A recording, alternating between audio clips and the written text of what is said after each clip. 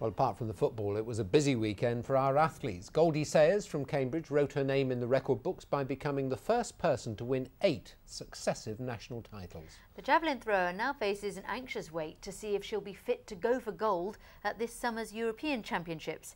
But several other athletes from the region will definitely be on the plane to Barcelona. She'd made history, but she wasn't happy. In fact, Goldie Sayers apologised to the fans for not putting on a better show in the javelin. To make matters worse, in going for a record 8th successive title, Goldie injured her hip and told me today she's a big doubt to compete at next month's European Championships.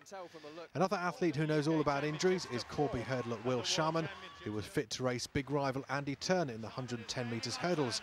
And Sharman ended Turner's dominance in the UK Championships with a fine run in Birmingham to book his place on the plane to Barcelona.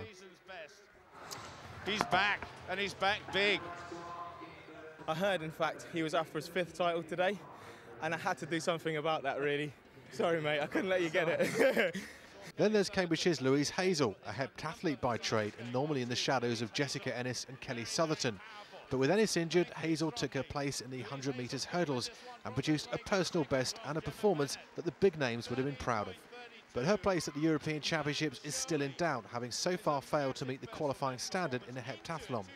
I mean, it's all up to the selectors.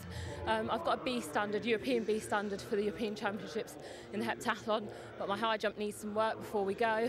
But that time I think is definitely worthy of at least a B selection.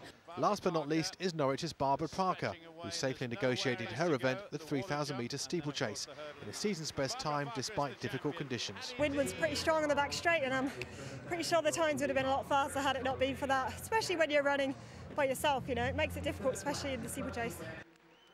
There were some other decent performances, but it was Sharman, Sayers, Hazel and of course Parker who grabbed the headlines. Jonathan Park, BBC Look East. Now, most people are a bit down about the football, aren't they? So we're not going to labour the point tonight. Absolutely not. Some people would say that Rooney was rubbish and Terry was terrible. I wouldn't do that. But in all the doom and gloom, World Cup Mike has some good news. This is the children's home in Beccles, and yesterday firefighters from Suffolk Fire and Rescue and some other people in the town came here to build an adventure playground for the children. And I'll tell you a bit more about that in a second, but before that, here's World Cup Kate on the highs and lows of yesterday. The golden generation, well, not anymore. 1,000 England fans at Southend Rugby Club hoping for World Cup glory. Being put on the back foot wasn't how the dress rehearsal went. Upson trying to hold him, closes in, Miroslav Klose has given Germany the lead. 2 down now, but getting one back through Suffolk-born Matthew Upson gave a glimmer of hope. Terry and Upson have only just arrived. Gerard in now, Upson! 2-1! But it wasn't enough. Over in Peterborough, thousands turned out to cheer on the 3 Lions. England! England! Pity these were the only roars they'd be hearing. Back in Southend, let's not dwell on the goals too much. And he smashed it home! Again, Muller is over in acres of space, and Ozil's found him, and Muller has sealed it! 3-4 game over, and now all that's left is for the inquest to begin. We need an English manager who believes in the 3 Lions, not good at all. And after all the hype and all the excitement, England go crashing out of the World Cup.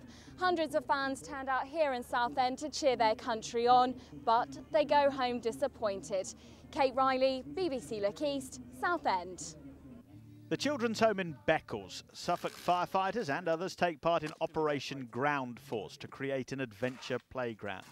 Work in the morning, football in the afternoon. We all know what happened with the football, but the good news is that these children who have all had a difficult start in life now have a brilliant place to play.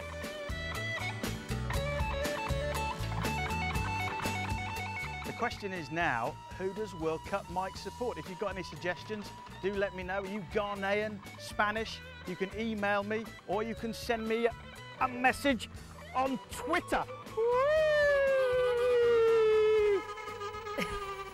That's the most cheery he's been all day, I promise you. No, Now, it was a nice weekend of... news. Julie is back sporting a bit of a bump. Hello, I've grown in size a little bit since I last saw you. You're going to obliterate part of the map, aren't you? Yes, apologies to the West over the next few weeks. Can I just start off by saying thank you so much to everybody who's been in touch since I disappeared in February. I'm very, very touched.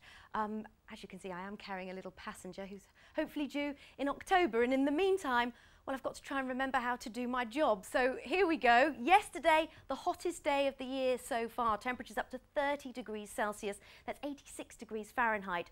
Not quite so warm today, so hot. Temperatures are 2 or 3 degrees lower than that, but still plenty of sunshine. You can see out there at the moment hardly a cloud in the sky, but a lot of thicker cloud out to the west. That's associated with this front, and it's also producing some rain. Now, this is moving towards us over the next few hours, but I think as it does so, it is going to fizzle. So we'll see the cloud increasing, and some of us might see a little bit of light and patchy rain, but for many of us, yet another dry night and yet another sticky one. Temperatures, I think, no lower than about 13 to 15 degrees Celsius, and for much of the night, hardly any wind at all, although these southwesterly winds could pick up a touch towards morning. So tomorrow, much more cloud around, but it could break at times to allow some sunshine through, and we're likely to have a scattering of showers, but again, not for everybody. Most of them on the light side, although we could have an odd sharper one here and there, but I think by the end of the day, most of the region will be dry again, enjoying some spells of sunshine. Temperatures tomorrow, well, despite the fact we're going to have more cloud, they'll be similar to today's values, so around 26 degrees Celsius at best. That takes us into the high 70s. But a more comfortable day, which I know will be welcome news for many of you, because we will have a bit more of a breeze. We're looking at a moderate west to southwesterly wind. So if we look a little bit further afield, well, Wednesday, high pressure building back in again, and then on Thursday, well, we'll be in between two fronts.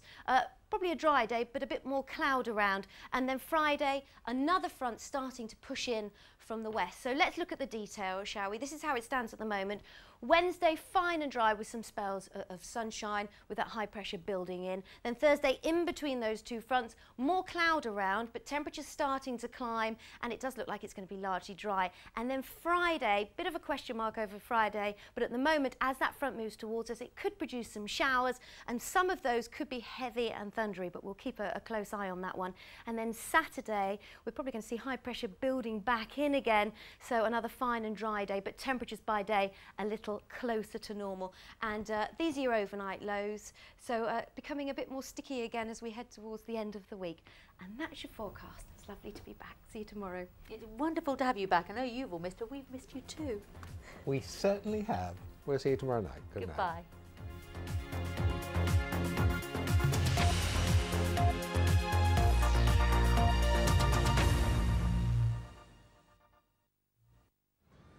So on a day like this, how do they make ice cream straight